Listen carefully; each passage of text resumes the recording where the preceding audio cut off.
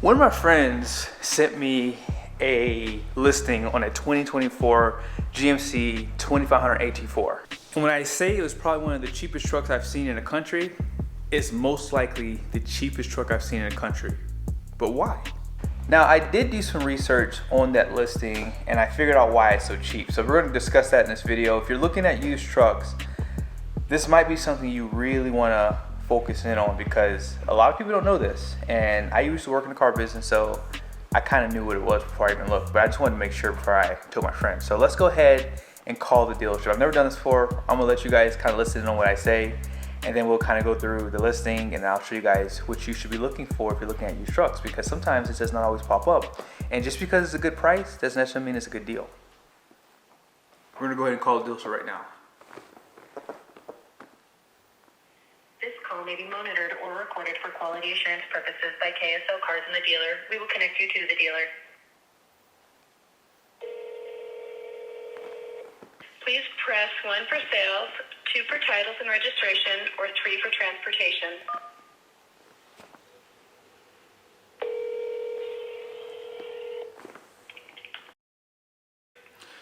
Hey, how you doing? My name is and I saw that you guys had a 2024 GMC 2500 AT4. I was inquiring for one of my friends, and I saw the price on the truck. It looks like a pretty good deal. Is the truck ever been in an accident or anything like that, or? Nope. So we don't really touch anything with branded or salvage or accidents on the Carfax here at Kenston. We're pretty nitpicky with that quality. You said this is a 2500 AT4. Yes. Okay, that's that kind of like that blue one. That's in that 76,950. Yeah, it's a titanium rush. I think that's a color name for that one. Yep. Okay. Yeah, I was like, I actually was just driving that car around yesterday, and because I ended up showing it to a customer, and it's probably one of our more favorite cars we have. Oh, nice. Yeah, you said you were calling for your buddy? Yeah, I was calling for one of my friends. He was asking me about the truck because he saw the price on it. So it looks like a really good deal. So I didn't know if there was something wrong with the truck or anything like that.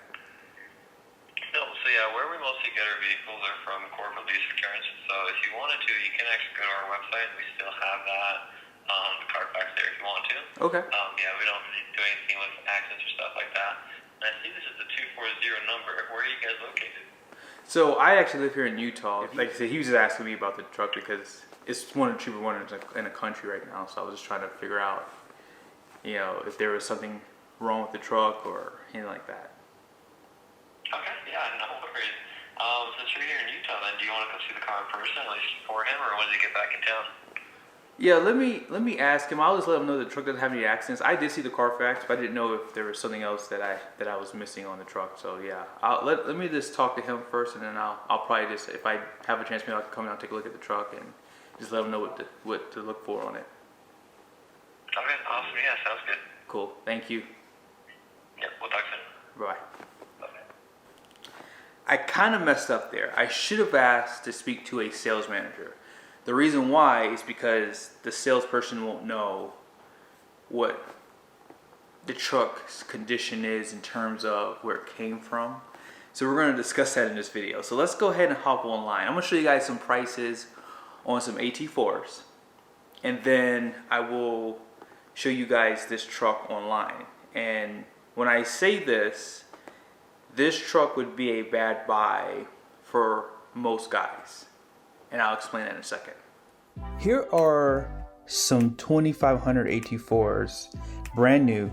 You guys see the pricing. I want to show you this a basis point of what these trucks cost. So most likely these are high trim, so they're going to have power deployable running boards and a few other options here and there, like sunroof, spray and bedliner, fifth wheel prep package.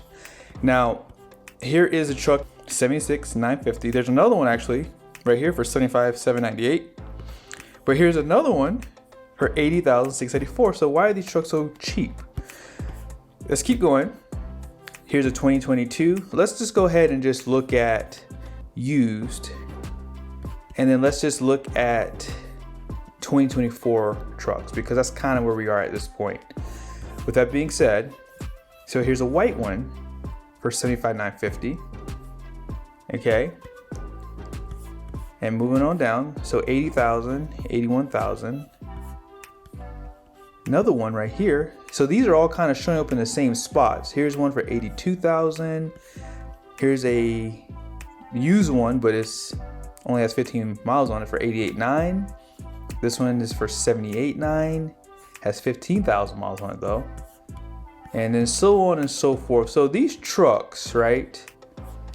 These trucks have a really good price. So the one that I found is this one here. This is the dealership I just called. I don't want to show you guys the dealer name, and I apologize if you see it, but they're not the only ones doing this. And so this seems to be a problem online right now if you're looking at pricing. So here's what I always do when I do my research. When I see a really good price, the very first thing I do obviously is look at the Carfax. So to see if the truck has any accidents. This truck does not have any accidents. It also only had, I believe, what, one owner? Does it show here? Yeah, no accidents, but it only shows one owner. But do you guys see right here? Ontario. If you look at the window sticker, you guys will see that this truck does not have English, and the total price was $109,114. So this is a huge issue when you're buying a truck. If you go back, if you look at the other trucks, they too are Ontario. Let's look at this one here. This is actually the cheapest truck out here, right? This is at another dealership here in Utah. If you go to the Carfax, right, it shows no accidents, but it is Ontario. So here's a question. Should you buy a Canadian vehicle? Before I answer that question, you guys see obviously the pricing is a lot better. So it's a win-win in some cases. But like I said earlier in this video, just because it's a good price, it doesn't necessarily mean it's a good deal. With that being said, when I used to work for Chrysler, I remember any vehicle that was sold there and shipped down to the United States automatically got the warranty voided.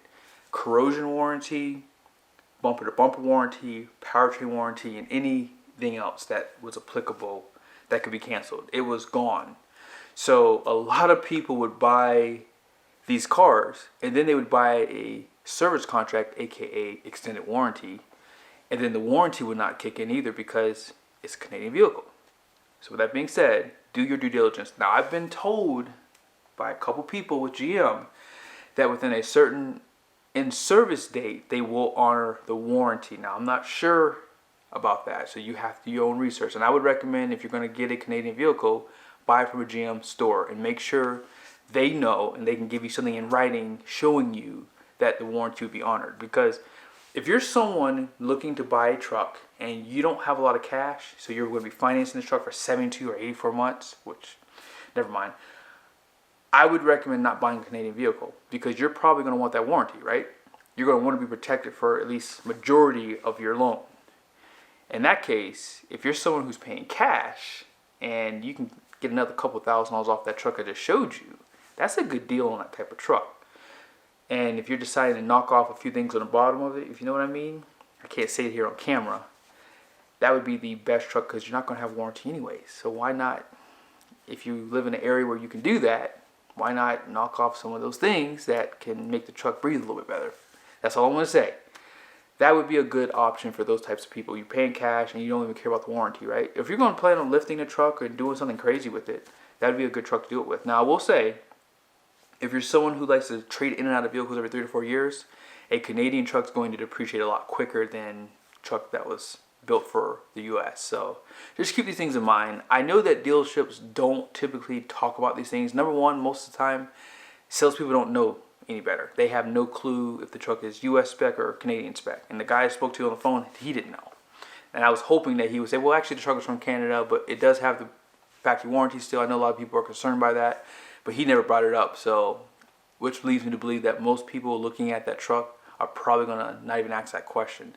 And even if you look at the Carfax, I mean, you're not really looking at where the truck was originally registered at. I look at those things because I was taught to in the car business. Now, if this video was helpful, be sure to subscribe to the channel and share this content.